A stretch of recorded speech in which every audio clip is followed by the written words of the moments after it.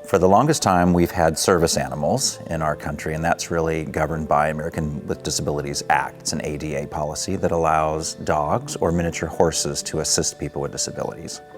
Emotional support animals came out of a policy from the Fair Housing Act, so that governs animals in residential environments. And so that has now applied to landlords all over the country, including universities like us and property management companies. So an emotional support animal can pretty much be anything. There's really no limits or guidance on it. It's whatever is bringing comfort to the patient that has been diagnosed by a service provider that it would better their lives by having an emotional support animal present in their living environment. One of the other differences between service animals and emotional support animals is where they can go. So in the case of the university, a service animal is allowed to go into any space in the university, including classrooms, because that is an American Disabilities Act law. An emotional support animal, which falls under fair housing laws, is really only protected inside the residence. And so that emotional support animal is not allowed in our restaurants, in our meeting rooms, or in any classroom. So with emotional support animals, it's a lot of gray area law. The law was originally written for government housing. It's gotten applied to mass housing now. So there's a lot of gray areas as far as how many animals are allowed, what types of animals are allowed, and there's really no policy on that yet. The Fair Housing Administration is looking at updating those. I've read articles on it, trying to keep up to date every year with our latest, and nothing has come about yet. One of the things that you can look at when you're looking at emotional support animals is, does it make sense for the size of the living environment? So that is one thing that you can allow. In other words, if you have a small studio you're renting out, it might not be appropriate for 2 Doberman Pinscher dogs. So that's one of the fair things that can be applied to the law, but is really not written anywhere.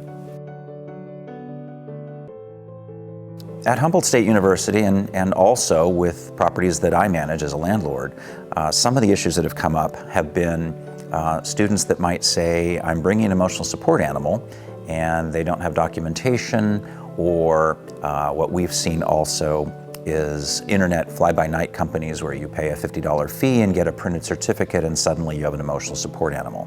We have challenged that. Our Student Disability Resource Office on campus has challenged it. I've worked with them to be in sync so that any sort of recommendation that you can ask for from a tenant for emotional support animal should come from their preferred service provider. And that could be their doctor, their psychologist, their counselor. It's really up to that applicant's service provider to provide that information. We have gotten smart, and we've let students know here at the university that if we see a letter that's from an internet provider, we let them know they've just wasted $50, we're not going to look at it. And that recommendation needs to really come from someone who is seeing them, preferably in their hometown.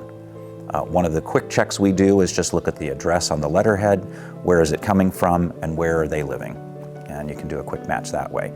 That is something you can ask for an emotional support animal. For a service animal, you really can't ask for any documentation. Emotional support animals, you'll want one letter from their provider, and that's really all you can ask, and you need to have that on file.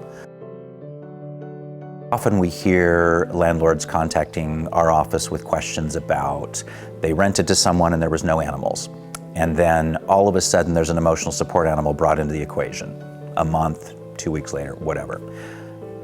Once that starts, we usually do not allow an animal into the unit until we have proper documentation. And so that would be, for an emotional support animal, you requesting that letter from their service provider, and make sure that it's their service provider, not an internet mill, and that you have a copy of that before you allow that animal in. That is appropriate to ask them to wait to bring an emotional support animal in until you've received proper documentation. As a tenant for an ESA, you can ask for the ability to have your emotional support animal with you if the property does not allow pets. Now, of course, you're going to have to provide documentation. You also can request to waive a pet deposit for an emotional support animal. A request for an emotional support animal cannot be denied for breed or type of dog or size of dog. However, you can deny access for an emotional support animal if it's going to cause a direct threat to other residents or the health or safety of others. if they are going to cause substantial physical damage to the unit. If there's something you can see in advance, you could have a case for denying that emotional support animal to a tenant.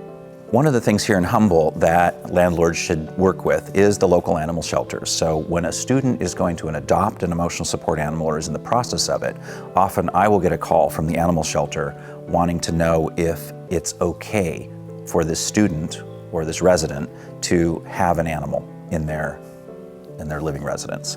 And so it's good to sort of maintain relationships with, say, the Humboldt County Animal Shelter they call often, or some of the adoption agencies here in Humboldt County.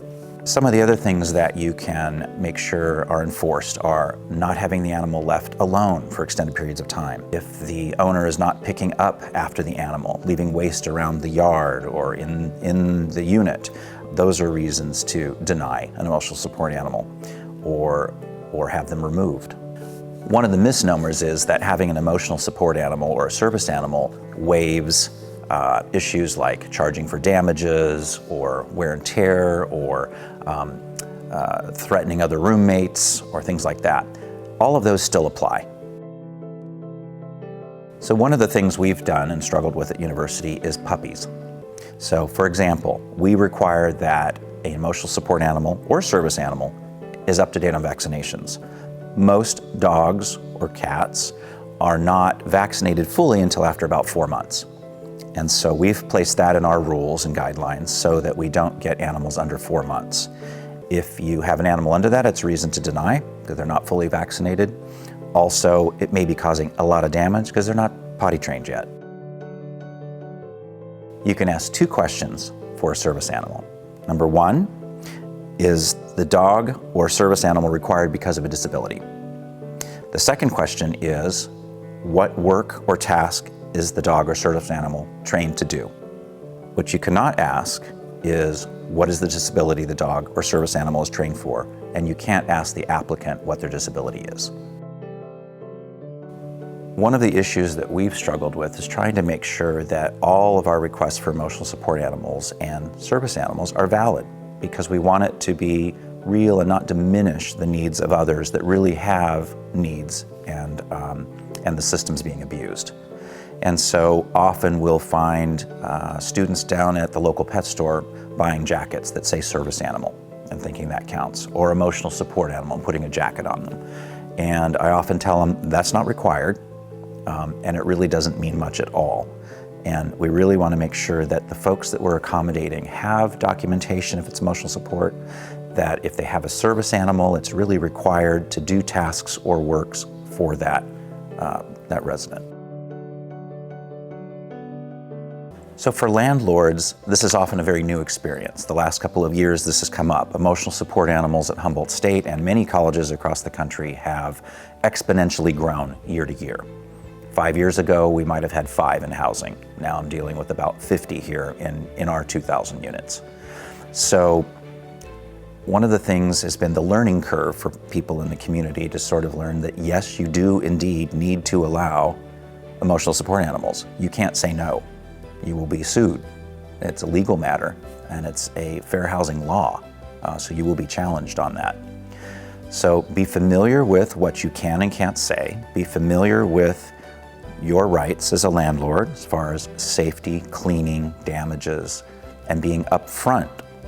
Often what I will do once students move in for the fall is I'll alert everyone that has an emotional support animal and let them know the dollar totals students paid last year for damages to their rooms, which have ranged from $400 to $4,000. If a complete apartment, living room, and common areas have all been damaged, that student ends up paying about $4,000 for us to replace the flooring.